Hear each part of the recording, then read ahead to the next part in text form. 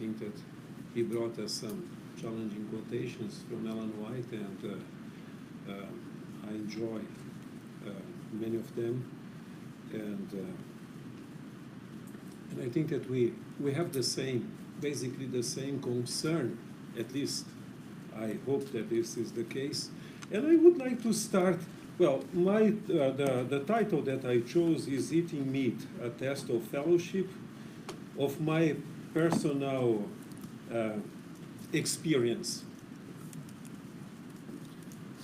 I was born in the south of Brazil, and there was no meal, at least for lunch, without meat. And that was something very common, because usually the steak houses, the Brazilian steak houses, as you have several around the world, come from the south, and that's the place where there is even a college that teaches how to prepare meat for steak houses. And I decided to become vegetarian. And then when I came back home, my parents did not like it, and saying, well, you are becoming fanatical and so on. And one of my uncles who used to live with us even said, well, the Bible says in Leviticus 11, das sollst du essen, and not das kannst du essen. Or in other words, the Luther translation has that kind of imperative in it that English usually say, no, that you can, or so. But anyway, then reading the books of Ellen White, I became more and more convinced that God's ideal for us is really to give up eating meat. And so, and then in 92, when we got married, my wife and I, we decided we will never use meat in our place. We got married in 83, and that was the case. And then 92, we decided to stop it completely. And if I would have to go back, I don't know what would happen. Probably I would prefer to die, because you get not used to it any longer. And I think that what Ellen White, if I understand well, she wants us to reach ideal, or to live according to the life that we have and understand it. But then comes the question, should eating meat be regarded as an end-time test of fellowship? I think that basically we all agree that that's God's ideal, that we have to grow, unless we want to overlook some of the crucial statements that he presented from Ellen White. And in regard to eating meat, you have a few sources. Of course, there are many other quotations, but I guess that the three crucial statements are found in Ministry of Healing, chapter 24. Then you have also testimony studies on diet and foods, chapter 16. And although this one is not so well known as counsels on diet and food, I like very much this second one, because it has a very extended chapter on meat. And in the counsels of diet and food, the basic content is there, but more in different chapters and no longer in one single piece as such. Basically, all the subjects that we deal with, and including meat, I think that we have to take into consideration that there is always at least two sides to a coin, or not to saying three sides, because you could even see what is around it. And I am mentioning this basically when it comes to the Bible basis for our understanding. In the Bible, definitely, I think that you have principles as was well exposed here in regard to God's idea for us to live a lifestyle as healthy as possible. And of course, I agree fully that vegetarianism is part of that God's ideal as well. And not only Ellen White, but several studies have demonstrated that this has been the case, or that is the case. But at the same time, going to the matter of eating meat, in the Bible, you have, for some reason, Genesis 9:3, after the flood, every moving thing that lives, you should eat. And this is something, this statement is a statement very controversial because it's a very general one.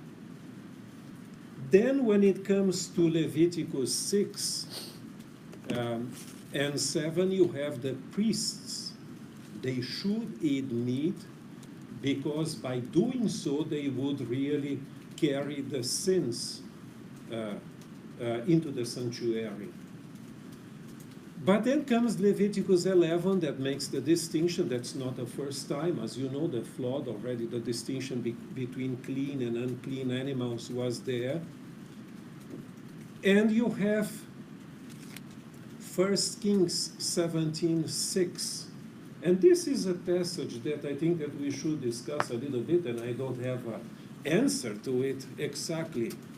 And that was not a matter, I think, of taste or rebellion, but when Elijah was in that very difficult situation, God provided him not only bread, but meat as well.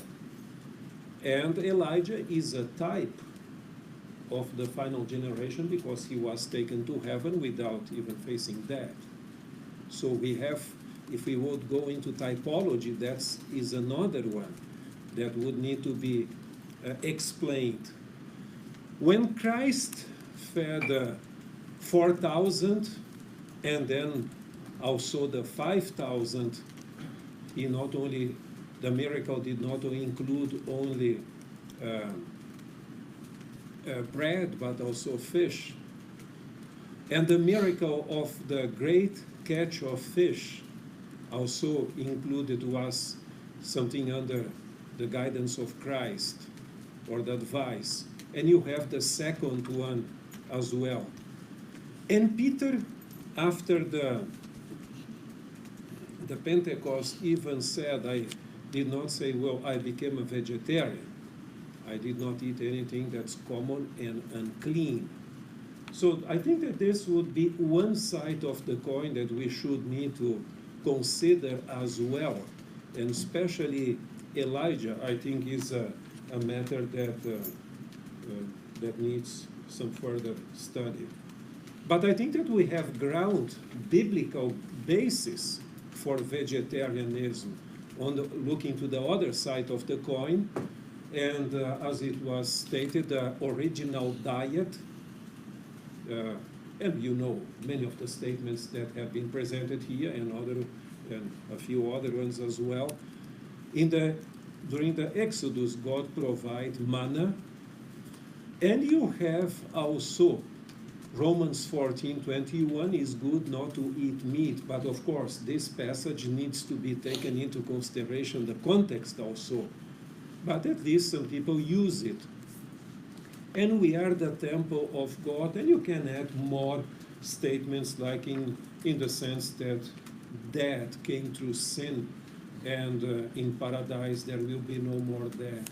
And Ellen White has some other ones also about love to animals, and so she cares for the suffering of animals. And many people today are vegetarians not only because of health, but because of love to animals. They have life, and they suffer also. And Ellen White has a statement where she says that they cannot tell us of their own sufferings. And Jesus took care of them. Care for animals as well. But going a little bit, this is just for us to have some kind of trying to see the two sides of the coin. When it comes to the test of fellowship, I would like to consider it a little bit more from a historical perspective and the development that we had on this matter. What does it really mean, test of fellowship? It can mean different things, but basically I think that we have a common ground of believing that is a matter, a foundational matter for us that can avoid somebody to be accepted into church membership or disfellowshipped if the person doesn't follow it. And so this should be, at least, I think, is the classical understanding of it. And you remember that we came from the Millerites? And Millerism basically was a movement with one single doctrine, the second coming of Christ. And you remember that when some people were trying to consider a little bit the state of the dead, they said, no, please don't bring this kind of discussions into it. We have a focus and we don't want to be divided. And so from our Millerite heritage, we have, for instance, George Storrs. In February 1844, he stated that Roman Catholicism and the Protestant sects, as he called them, became Babylon for two reasons, and one of those was the manufacturing, and that's the word that he uses, creeds, and regarding them tests of fellowship, and then he continues, and then later on judging them through those creeds and disfellowshipping them. So as you know, our pioneers had a very strong anti-creed tendency. Ellen White, something that's interesting, I think that you considered it as well, but Ellen White had her conversion experience around 1840.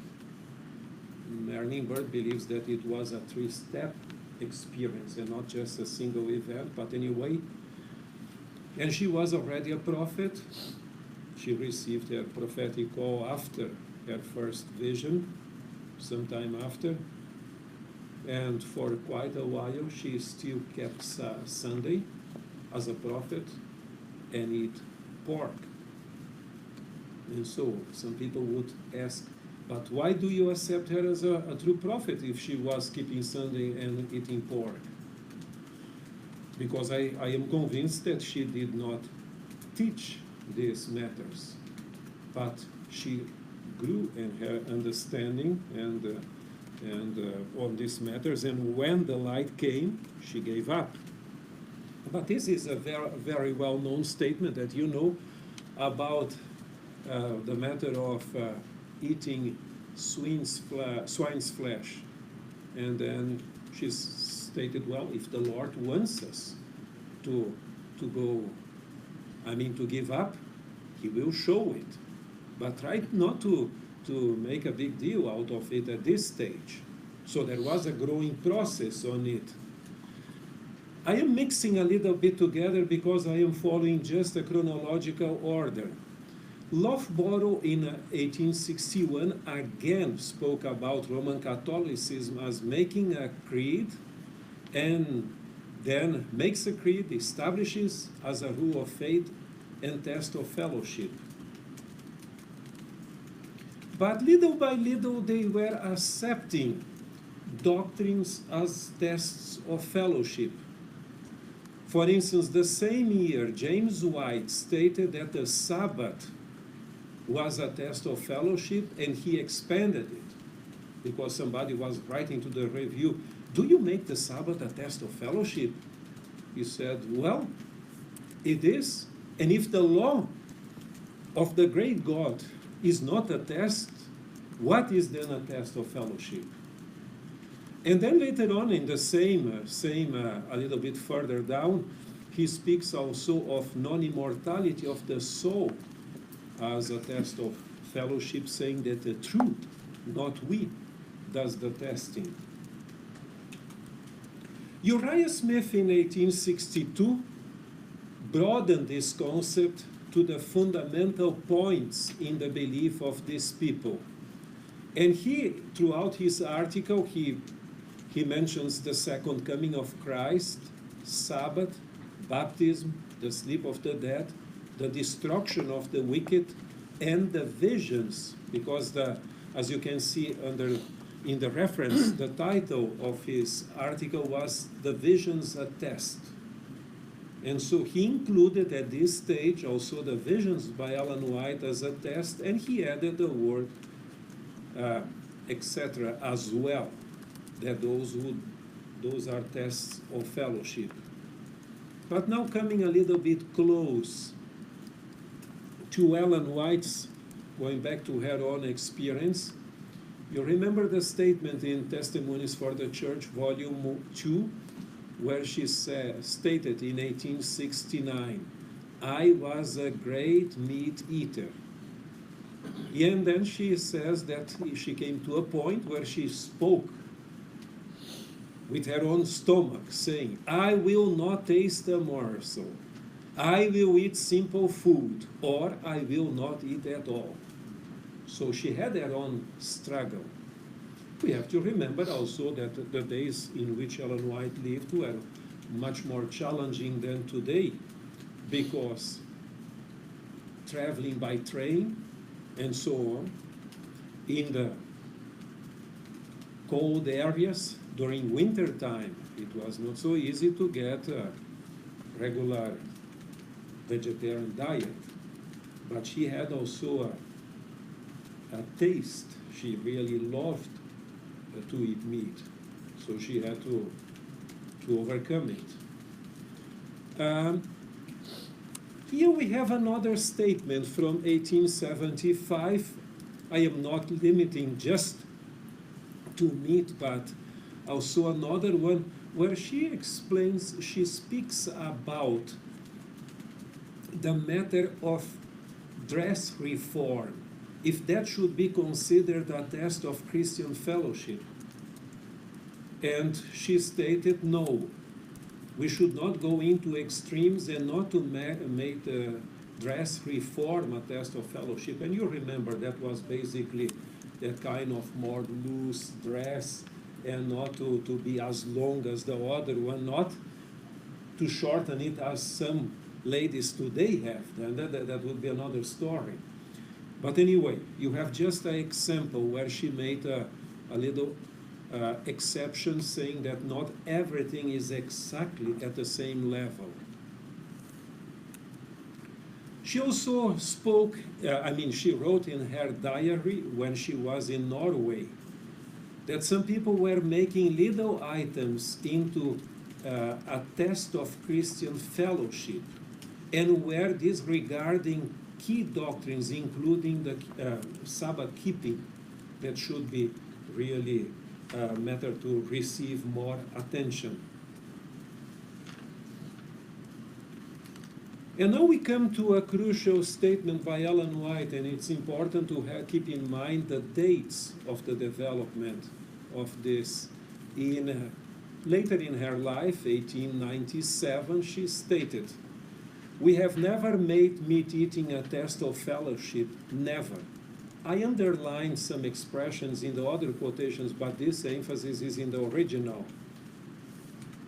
"But when the Lord presents before us the evil of eating the flesh of dead animals that are corrupted with diseases," and then she lists there scrofula cancer, tumors, and these pulmonary diseases, it becomes everyone who knows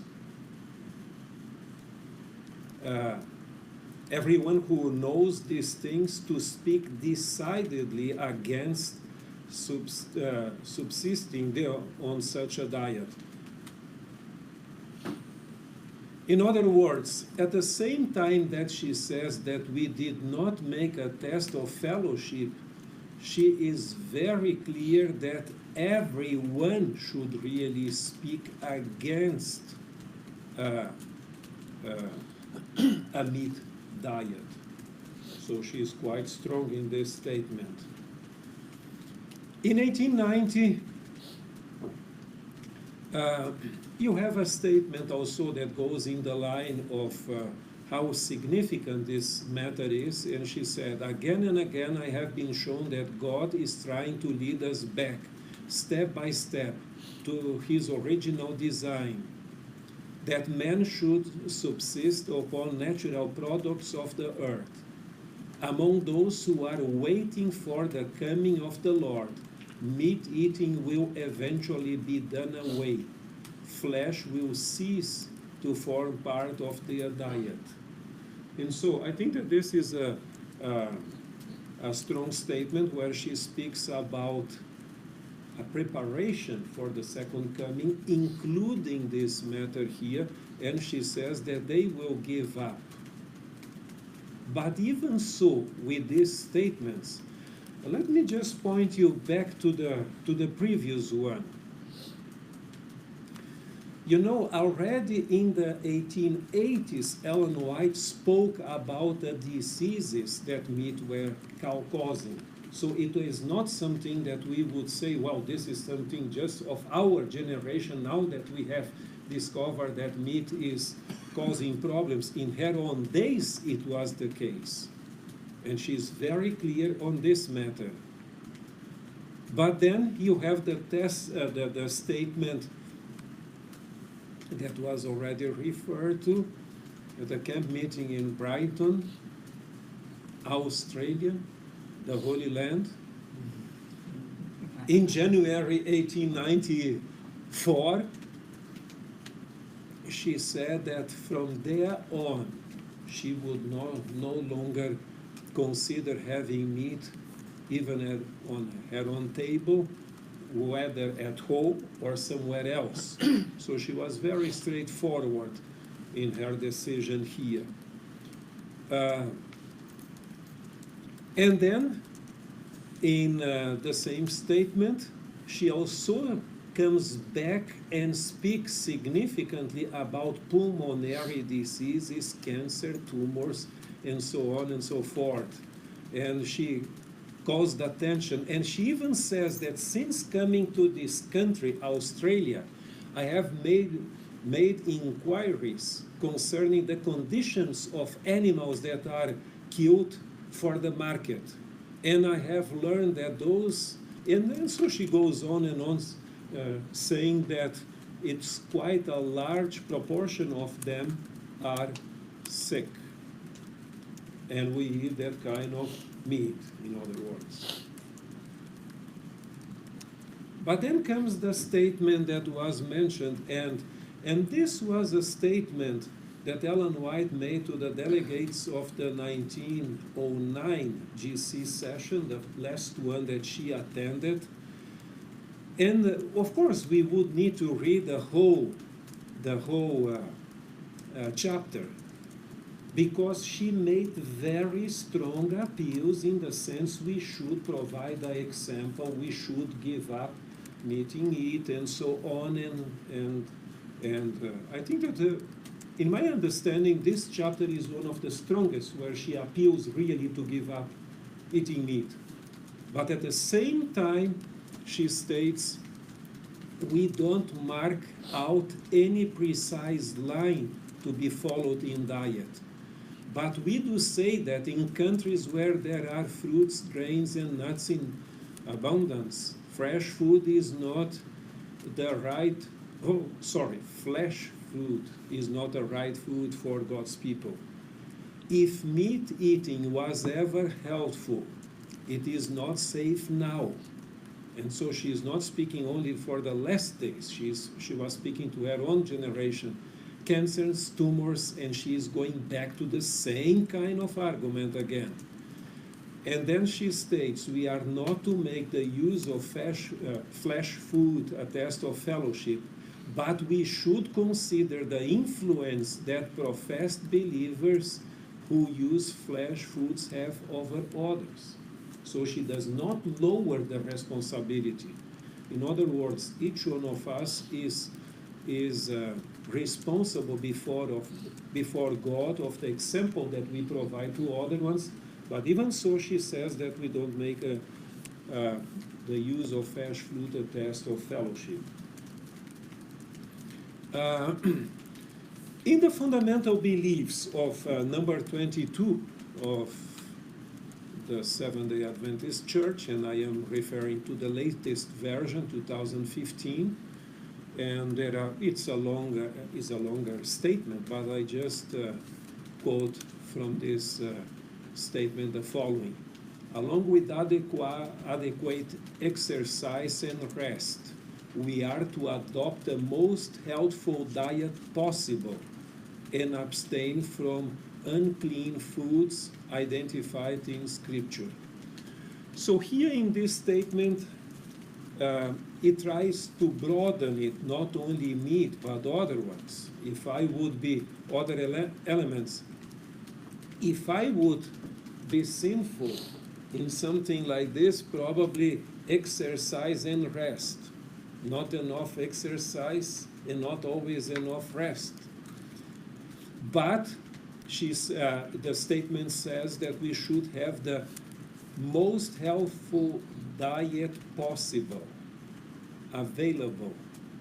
Of course, some can say, well, this is too open, too broad, but I think that this is, even being vegetarian, we can have other problems, like, for instance, sugar and other elements that sometimes we put aside. And some studies have shown that if a smoker that does physical exercise is better off than somebody who does not smoke and does not do any kind of physical exercise. So that is not an excuse, but we should always have the whole package in mind. And then comes the matter of the final shaking. And I would just mention what I believe on this matter. What do I need to do to be saved? Well, first of all, I think that I have to be sincere. But sincerity, Ellen White states several times, does not change truth and error in truth, because I can be sincere in my error.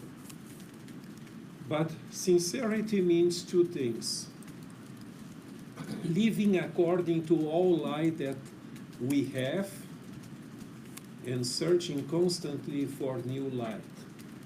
Because I might be satisfied with the light that I have. And I think that the very essence of Adventism is always searching for new light.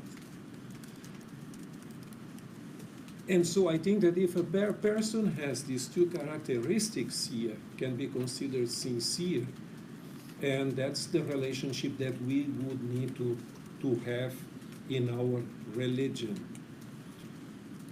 But then comes something, and I think that the dividing line among us in a certain sense is, in the sense if the matter of test of fellowship, basically, is if we should really, at the last time, at the final stages, to start considering eating meat a test of fellowship or not.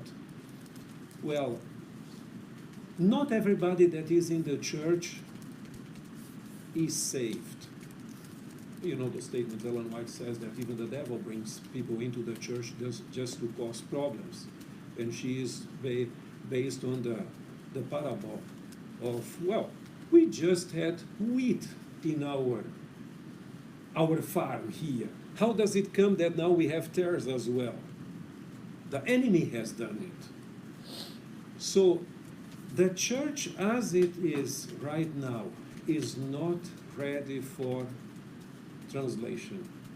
And this is something that Ellen White is very clear. And I think that the problem, once I heard the sermon, is not that we lack members, but we have too many uncommitted members. There is a German word, Mitläufer, where you just start with the other ones without being committed really over there. But then comes the shaking. And I think that the shaking of all Christian denominations except the Adventist branches, I don't know of any other one that has the concept of a final shaking. The shaking is not only in regard to those, let me rephrase it. The shaking is, I think, that basically for those who knew what should be done and do not take into consideration. Of course, God can accept a repentance at the last moment, so we cannot judge it in such. But I think that the final shaking will really cleanse the church and preparing it for the second coming. And you remember that in the parable, there were some that were eager. Should we do it right away? And then the Lord said, no, the angels will take care of it. So it does not mean that everything is acceptable within the church. No. There are several points, crucial ones, that are tests of fellowship. And as you have in our church manual also, I have it with me, there are several points that are mentioned as tests of fellowship. But based on the statements by Ellen White and the relationship that we have with the Bible ideal and what Ellen White stated at that time, fully conscious of it, I think that Ellen White has two sides of the coin. One of those, that those who are coming, who are preparing themselves for the second coming, will eventually give up in it. But at the same time, at least she is quite clear in the sense saying of not making it a test of fellowship, in the sense of disfellowshipping somebody who does not go to that extent. Okay, thank you.